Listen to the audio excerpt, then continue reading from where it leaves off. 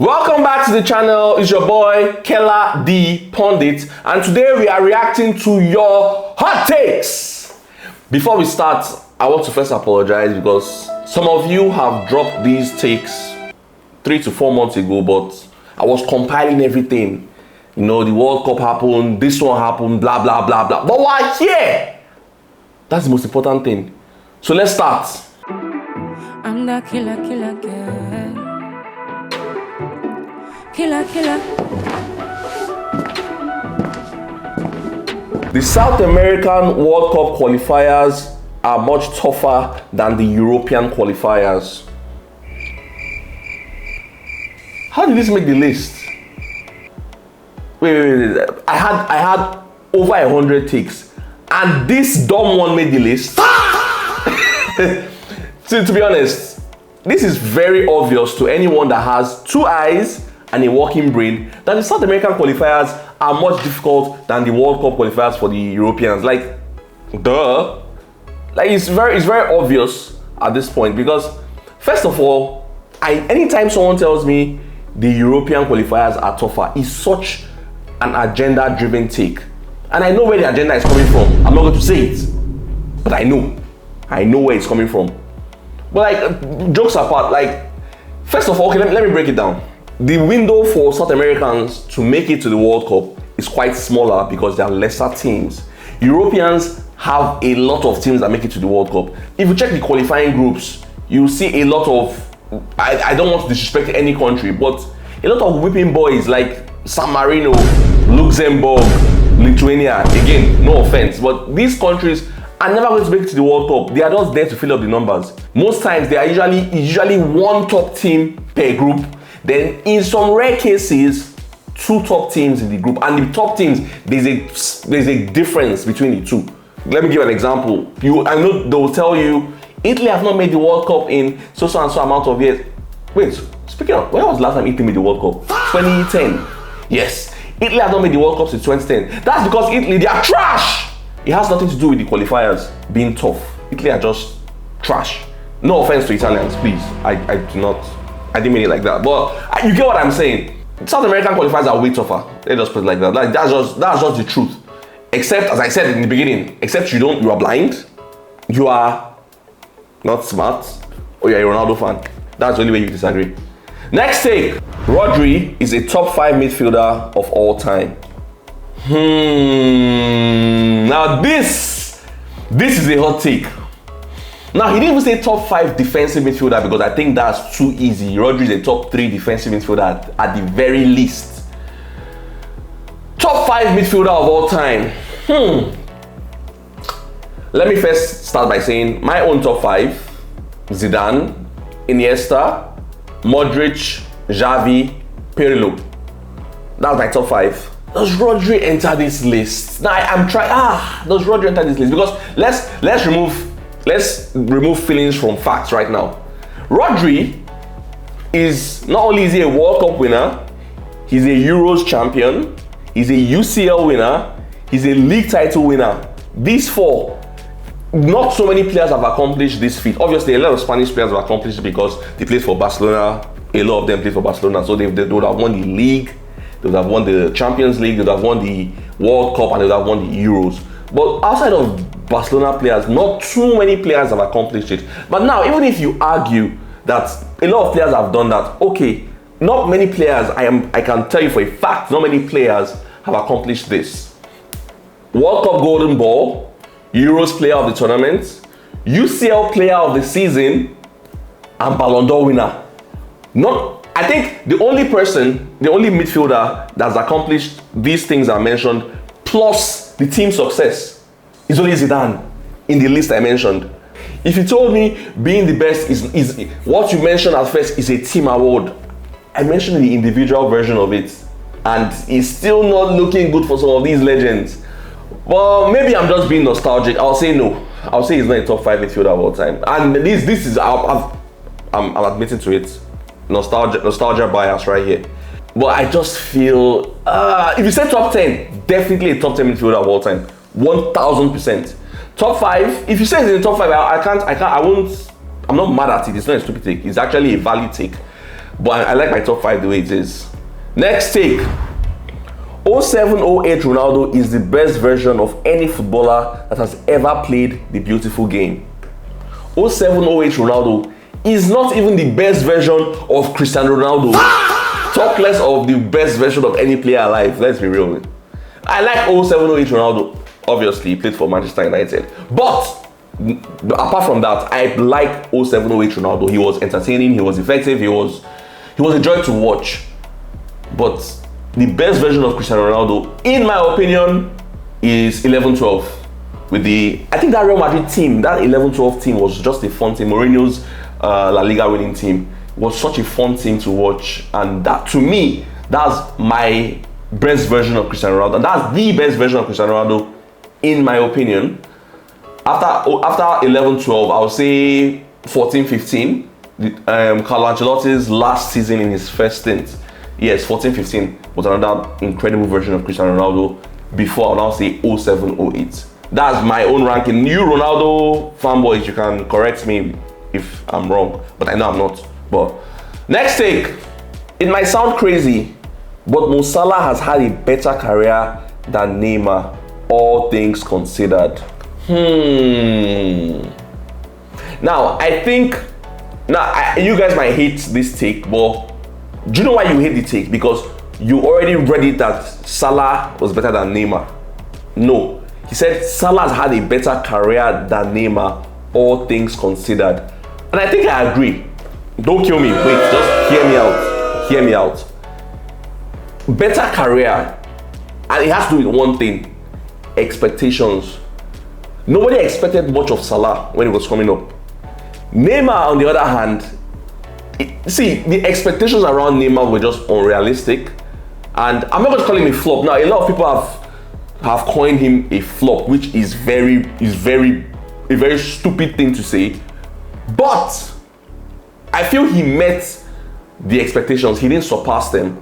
He met a lot of the expectations. Because look at it, Neymar is Brazil's all-time top scorer, all-time assist leader. Brazil, the best footballing nation. When you think about Brazil, you think of football. Neymar is their all-time top scorer, all-time assist leader. So you won't say he underperformed. But at the same time, there's that label around him, the prince that never became the king. And whether we like it or not, Neymar not finishing with one Ballon d'Or was not something. As far back as 2012, I said this guy is going to win the Ballon d'Or, and I was so sure.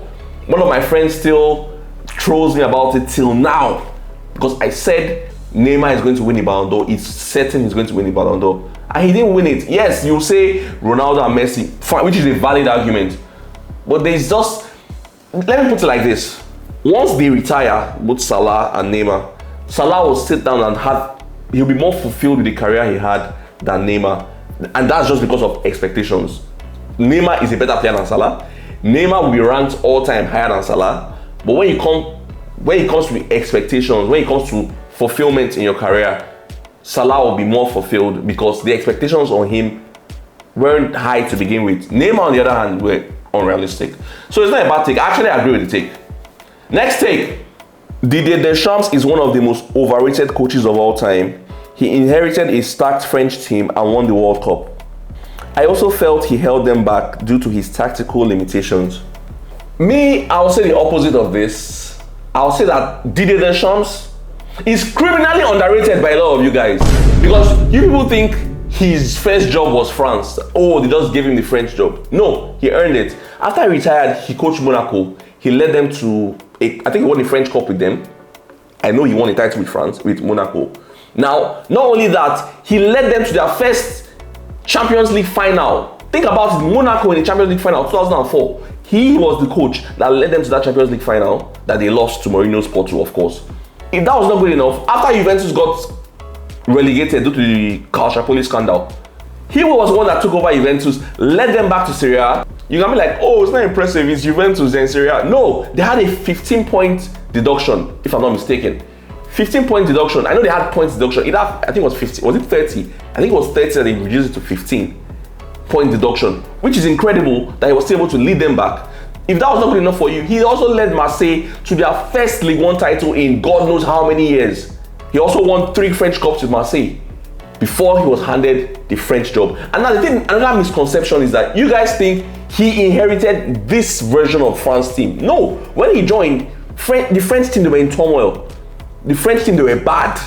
Remember in the World Cup 2010, they got knocked out in the group stage. Euros 2012, they weren't impressive either. Then in the World Cup 2014, with Deschamps was the coach, they impressed. But he was still not this version of the French team. He led the French team to the Euros final in 2016, which they lost to Portugal. No, Ronaldo fans will never forget 2016. But he led them to that final, which they lost. Now that the whole notion of that 2018 team, he just inherited them and what? No, he was the one that carefully oversaw everything. You get it? So saying in fact, you saying that he held them back. I feel one thing a lot of people fail to understand, and the same criticism goes for Carlo Ancelotti also. Once you are coaching a team with so many stars, it is less about your tactics and more about you managing the player's ego.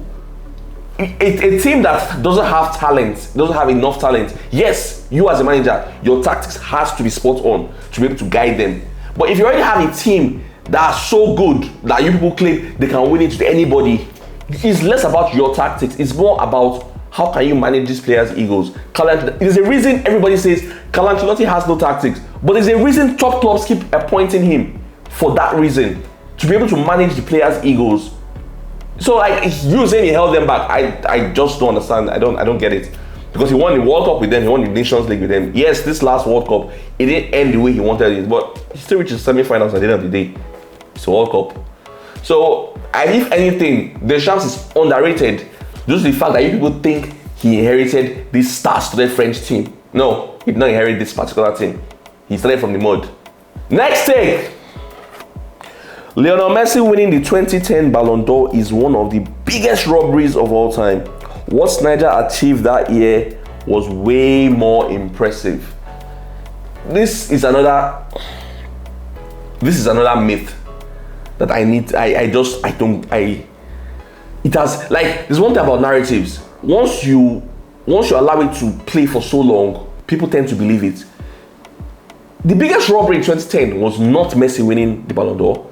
It was not even Snyder not being in top 3, top 4, no, Snyder not winning it. It was Diego Milito not being in top 30 Ballon d'Or. I do not know how can Diego Milito, who, by the way, was the best player in that Inter team, not being a top 30 member, like not being nominated in the top 30. There were not 30 players better than Diego Milito that season. Impossible. In fact, there were not more than 10 players better than Diego Milito that season. So if anybody was robbed of his spot on the Ballon d'Or, don't get me wrong, Messi still deserves to win it. I'll get to that. But it was Diego Milito not being included in the top 30. That was the biggest robbery, not Snyder. Now let's get to Messi. Messi was head and shoulders the best player in 2010. But I have a video coming up about that later, so I'm going to dive deep into that one when the time comes. Not now. All I'll just say is Messi deserved it. And if any Inter player was robbed, it was not Snyder, it was Diego Milito. Next take. Mo Salah would go down as the greatest African player of all time. I feel the greatest African player of all time is still Samuel Eto'o. Because think about it, Eto'o has had the top 3 Ballon d'Or finish. Salah hasn't. Eto'o has won the AFCON 2 times, and I think he has finished runner-up, I think once or twice. Salah famously never won the AFCON. Eto'o is a 4-time African player of the year. I think Salah has won it twice.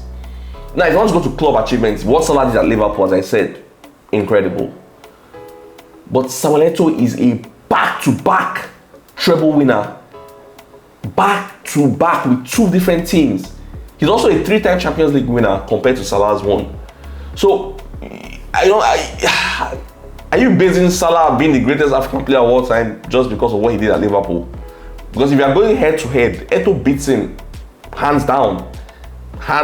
So, no, Eto'o is the greatest African player of all time. Salah is a great African player, don't get me wrong. Top 5, obviously. But, greatest of all time, nah. It's still Samuel Eto'o in my opinion.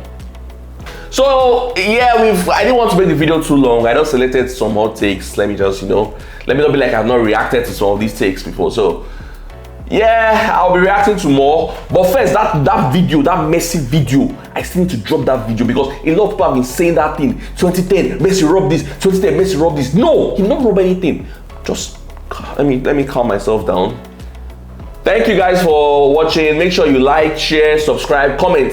Let me know this. I'm reacting to hot takes, so I'm not saying I'm 100% correct. I mean, I am, but like you can argue with me if you want in the comment section. Make sure you like, share, subscribe. It's your boy Kela the Pundit. We are heading out.